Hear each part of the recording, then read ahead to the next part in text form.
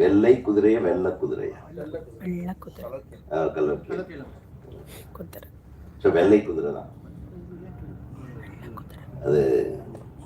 So Bhagyaraj sir சொன்னார், அவங்க கிழக்கு சீமையில் கதை எப்படி பண்ணாங்க, எத்தனை இடத்துல ரொம்ப மாற்றி டிஸ்கஸ் பண்ணி கதையை பண்ணாங்க சொன்னாங்க. போகும் ரயில் அதே மாதிரி நம்ம செல்வமணி கதை பண்ணாருன்னா ஒரு 10 நியூஸ் பேப்பரை பார்ப்பாரு. அந்த 6 மாதத்தில் என்னென்ன நடந்ததோ அது எல்லாத்தையும் பிட்டாக வச்சு ஒன்றா ஒட்டி அதுக்கு ஒரு கதையை உருவாக்கிடுவார். இந்த வீரப்பன் கதை, ஆட்டோ சங்கர் கதையெல்லாம். ஸோ இதெல்லாம் ஈஸி அப்படின்னு நினைக்காதீங்க, அது ரொம்ப ரொம்ப சிரமம். அதுவும் கெட்டக்கூடாது, சொல்கிற ஃப்ளோவில் ஒரு கதையும் கெட்டக்கூடாது. ஸோ அந்த 2 விஷயங்களையும் அதே மாதிரி புதுசாக ஒரு கதையை உருவாக்குறதுன்றது பாருங்கள், பாக்கியராஜ் சொன்ன மாதிரி ஃபர்ஸ்ட் ஹாஃப் வந்துடும், அதுக்கப்புறம் கிளைமேக்ஸ் எப்படி பண்ணுறதுன்றது அது கிட்டத்தட்ட 1 வருஷம் கூட எடுத்திருக்காங்க. நான் சில படங்களுக்கு கிளைமேக்ஸே வராமையே ஷூட்டிங் போயிட்டேன். அது போகிற போக்கில் வந்துடும் கிளைமேக்ஸ்.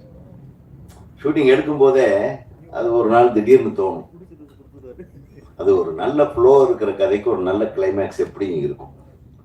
ஒரு அதாவது முதலன்னு ஒன்று இருந்தால் ஒரு முடிவு ஒன்று கண்டிப்பாக இருக்கும். அந்த முடிவு சரியான முடிவை நம்ம தேர்ந்தெடுக்கிற இடத்துல தான் நம்ம இருக்கிறப்ப தவிர எல்லா உணர்வுகளுக்கும் ஒரு முடிவு இருக்கு, எல்லா நிகழ்வுகளுக்கும் ஒரு முடிவு இருக்கு. ஆனால் இந்த பயல்க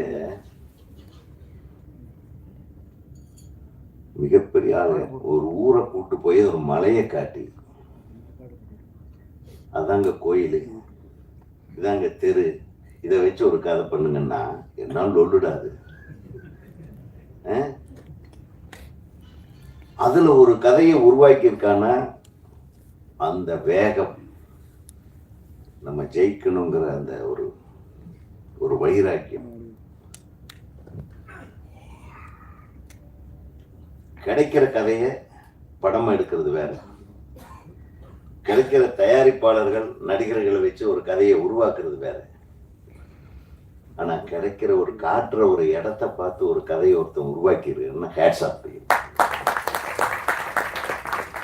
ஏன்னா இது சாதாரணமான விஷயம். அப்ப அந்த இடத்த போய் அதுல